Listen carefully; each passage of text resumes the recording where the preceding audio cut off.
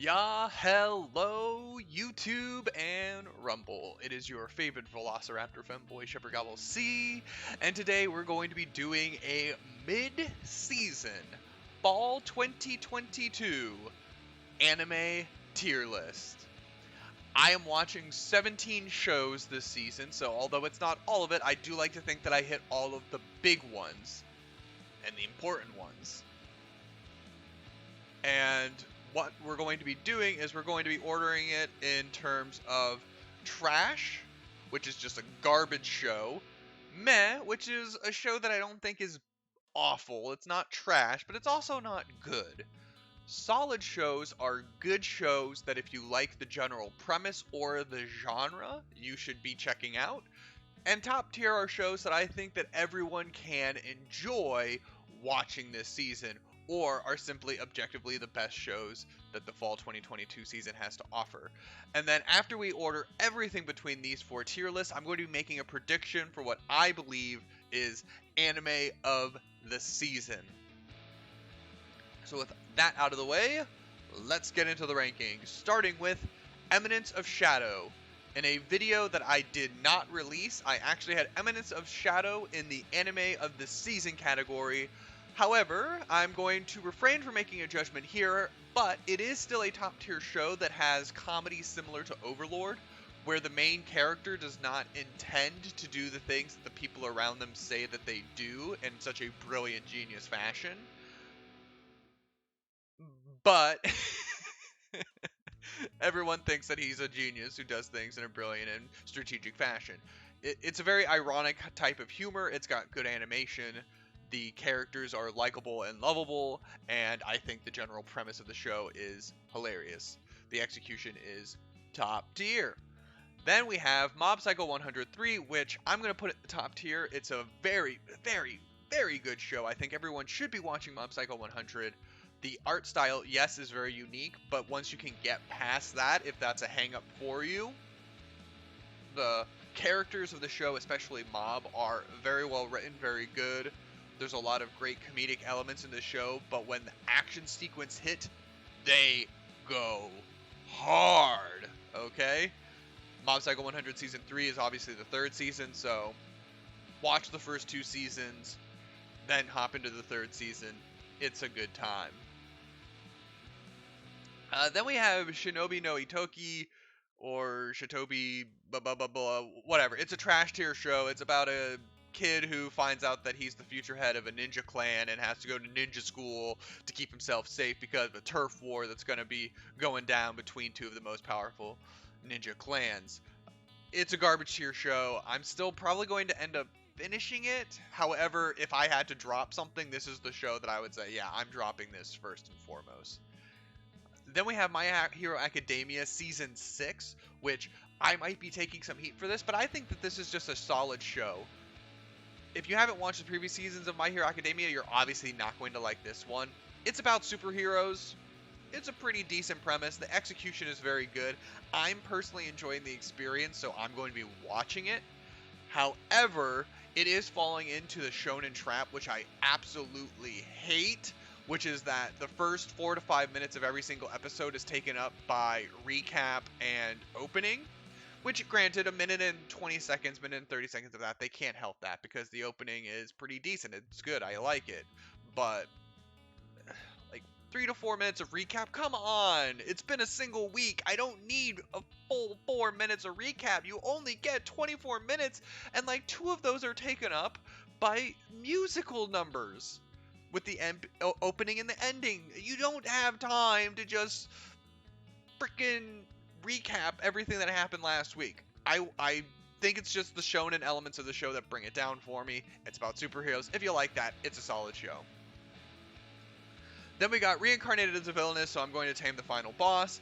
This is also a very solid show. It's in the same vein as all the others. I was reincarnated as the villainess of an Otome game series. It doesn't do anything special, but it does what it does very well, and it's been a very enjoyable experience. Plus, the ending sequence absolutely slaps. Then we have Chainsaw Man, which I'm telling you right now, it is visually spectacular. The action is phenomenal. People have a right to be hyped up about this series. It's a very good series.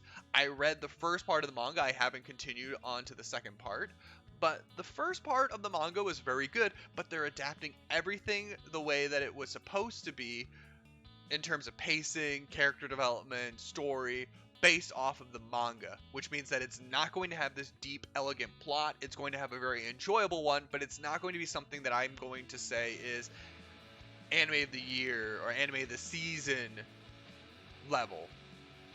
It is spectacular on so many fronts, but it is lacking a narrative element that's going to be putting it in that anime of the season category. I'm going to spoil this one because the narrative just isn't there. It is a fantastic show, and I do think you should be watching it. So, Chainsaw Man, top tier. Then you have Akiba Maid War, which I think is actually like on the top of solid, approaching top tier. It is on the borderline. I am very impressed with how PA Works was able to turn 1990s, early 2000 maid cafes into a Yakuza crime drama with some comedic elements tossed in there. But they managed to do it. It's doing well. The premise of the show is absolutely phenomenal. So I think if you like maid cafes acting as Yakuza gangs as a premise, I think you should definitely give this a shot. It's a solid show, and I do think it's borderline top tier. Then we got the big one. It's Spy Family Season Part 2. It's Spy Family Part 2. The characters are very good, very well developed. The action sequences are very well animated. The opening sequence goes harder than any other opening sequence in this entire anime season. Yor is phenomenal. Lloyd is phenomenal. Anya is funny. It's just a good series. It's a top tier series overall. It's one of the best ones out there at the moment. So I definitely think that people should be watching it. Then we have To Your Eternity Season 2. Now, I'm going to put this slightly below Akiba Maid War, but it is borderline top tier. The only reason why I'm saying this is that the people who watched Season 1 are probably like, Shep, it is so emotional. How could you put To Your Eternity in solid and not top tier? Well, it's because it takes time for To Your Eternity to get to the peaks that are going to carry it to a top tier / anime of the season level. And right now, we're just in the slow, methodical build up, which means that we're just not going to be getting the big payoffs that are trademark of the series. It still is a very solid show, so if you watch Season 1, I recommend Season 2. If you haven't watched Season 1, I think that To Your Eternity is a top tier / solid show that has a lot of great emotional moments about an immortal being that interacts with people. It's just good. I can't say much more about it. Now we're going to be reaching, this is the bar that I set for meh. Reincarnated as a Sword. It is the bar for meh. It is just another fantasy isekai series about someone who gets reincarnated, gets overpowered abilities. The only difference this time is that he is reincarnated as a sword, and he is wielded by a cute cat girl. That's about it. That's all there is to it. Nothing special about it. So it's meh. It's good, it's solid, it's not bad, but it's not good, it's just meh, it's an isekai, it is what it is. And I really, for this next entry, I really, really, really hate putting it where I'm putting it, but I absolutely loathe the main character, the main male protagonist. It has Kazuya syndrome all over it. It is Urusei Yatsura, and it is at the top of meh, slipping into solid. It is a good slapstick comedy series. If only Ataru wasn't an absolutely unbearable main protagonist. If he wasn't like Kazuya, he wouldn't be weighing this show down. I just want to see some development. I'm okay with him starting out as a trashy, awful character that just comes off as poorly written. However, the fact of the matter is that all of the character development that we saw from the week prior to the episode that aired on November 17th of 2022. So it would have been November 10th. The character development that we saw on November 10th, in which he actually started to show some affection towards Lum, and that he really isn't this awful, womanizing kind of guy, maybe if they had continued to build off of that, even if just slightly, like just acknowledge that that moment happened. And it would have been a much better series up until this point. But right now, he is just an awful main character. He's weighing the series down, just like Kazuya did to Rent a Girlfriend. Kazuya Syndrome is impacting Urusei Yatsura hard. It is just meh, but it could be solid. Then we've got Uzaki-chan Season 2, and I'm going to put this in top tier because it has all the charm and comedy of the first season, but we're actually getting some development in the romance between Sakurai and Hana. It is a good, solid series with character development, and that is good enough for me to put it into top tier. And then, with this next entry, I just want to preface this with I am praying for the friends and family of the animation member that died. I'm also praying for the individual that died themselves, because I really hope that they are given a wonderful rest wherever they have ended up, that they are given a wonderful rest in the time after their death. But Golden Kamui Season 4 is a very solid show that is once again borderline top tier. It is almost there. We have various factions that are going to be coming together here in the upcoming episodes that have been delayed due to the tragic passing of one of the staff members. If you've seen seasons 1 through 3, you're going to like 4. And if you haven't, I highly recommend watching seasons 1, 2, 3, and 4. I think this series has flown under the radar in such a surprising fashion. I don't understand why more people haven't watched it. Then we've got Iruma-kun once again coming into the top tier section. I think that Iruma-kun is a very well written series. Iruma-kun in general is the exact opposite of Ataru and Kazuya, in which I think that main character could actually carry the show by himself because he actually experienced character development throughout the various iterations of the show and the manga.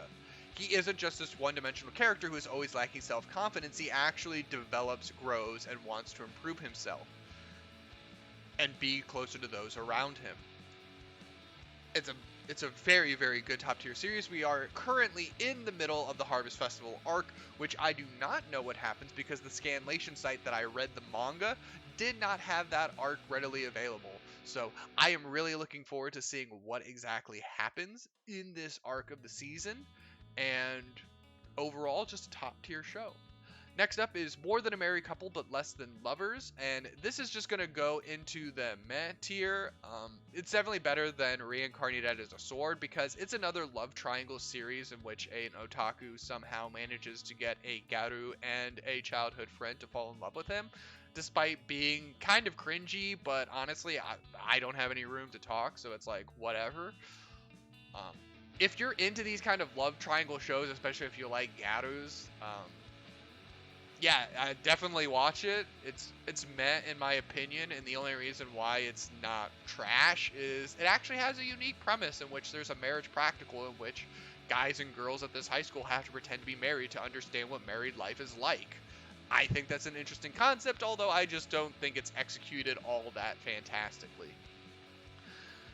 Okay, now we've got the last two entries of the series. I'm just going to say right now, Beast Tamer is trash, but it is slightly less trash than the Shinobi show, the ninja show. It's in the same vein as the other series that I've seen in which a main character that is surprisingly overpowered get kicks out of the hero's party because they don't understand the strengths of his skills, and he gets a harem of some kind, in which, in this case, it is a monster girl harem of quote-unquote ultimate species.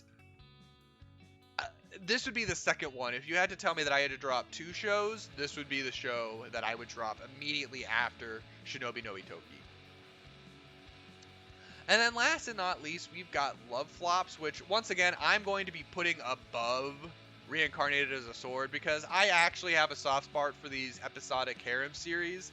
I think that all the characters in Love Flops are interesting, and in this latest episode, as of November 19th, they revealed a somewhat decent plot twist, but I'm going to have to dock it points. I would have put it in the top of meh, borderline solid, maybe even put it into solid. However, they had a character that was supposedly a boy who looked very much like a girl. It was a trap character.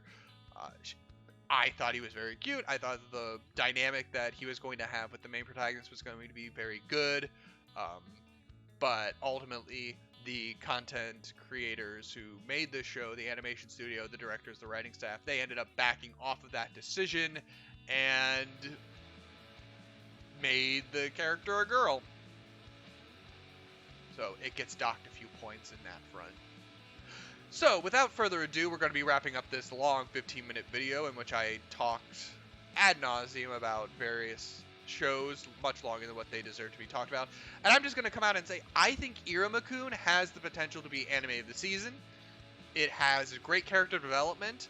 It carries off and builds on the events of the previous seasons very well. I like how this series actually sees progression despite being a much more shonen aspect of the show.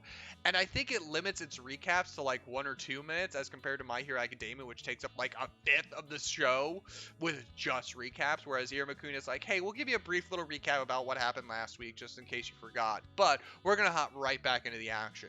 And because of that, I'm going to say that Iruma-kun is going to be anime of the season as of November 19th, 2022, in which most series have issued their 6th or 7th episode. It is a good mid-season tier list. How do you think I did? Let me know in the comments down below. Do you think I made the right decisions regarding anime of the season with Iruma-kun? Do you think my top tier shows are actually top tier?